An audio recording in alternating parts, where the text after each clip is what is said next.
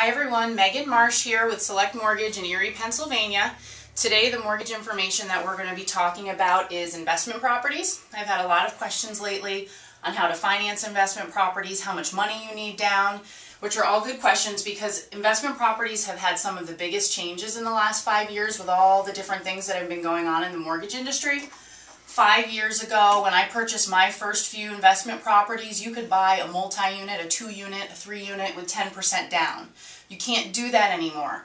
Any investment property that you're going to buy, which is a property you're purchasing that you're not going to live in, it doesn't matter if you're buying it for a family member to live in, to rent out to college students, to rent out to any individual. If you are not living in the property, it is considered an investment property and you need 20 to 25% down. Single family residences, 20% down. Multi-units, 25% down. So there's three main ways to finance investment properties in general. The first way is you can pay cash for them. If you pay cash, some people like to pay cash and then they like to finance them afterwards so that they can utilize as much money as they can by pulling it out of the property. The second way of financing a property is through personal mortgages. That's through a mortgage broker, through a bank on the personal mortgage end. The benefit of doing a personal mortgage versus a commercial loan is that you can do a 30-year loan, you can do a 20-year loan, or a 15-year loan. These are all fixed rates. That's another benefit. Once we get down to the commercial loans, they're not fixed. So you can do a 30, 20, or a 15. You can do up to 4 units. So you can do a single family, 2-unit, 3-unit, 4-unit. The downfall, one of the big changes, is you can only finance 4 properties now. When I started purchasing properties, you could finance 15 properties. And there are some people out there that still have that many on their credit report. They can't refinance any of them personally, though, because you're only allowed to have 4 now. That's a Fannie Mae and Freddie Mac rule.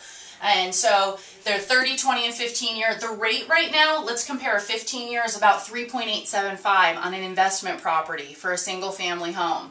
Whereas if you go down here to the commercial loans, that's the last way you can finance the commercial loans, the rates are around 6%. So people really would like to do these personal mortgages still as long as they have the right numbers.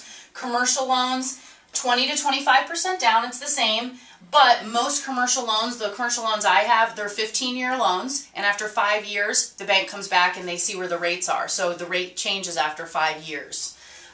There's no minimum amount of units, so if you're looking at buying a 5 or 6-unit property, you have to go commercially.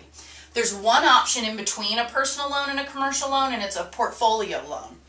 It's a personal loan that doesn't go through Fannie Mae or Freddie Mac. And you can still do a 30 or a 20 or a 15-year loan. The rate isn't as good. On a 15-year, it's around 4.875, but it's still a little bit stronger than the commercial loans. So most people, they like to maximize doing the personal mortgages that go on their credit reports first, and then they'll do the commercial loans afterwards. So this is just a start. I hope it helps answer some questions, and if you have any more, you can email me at megan@selectmortgageerie.com. Thanks for listening and have a great day.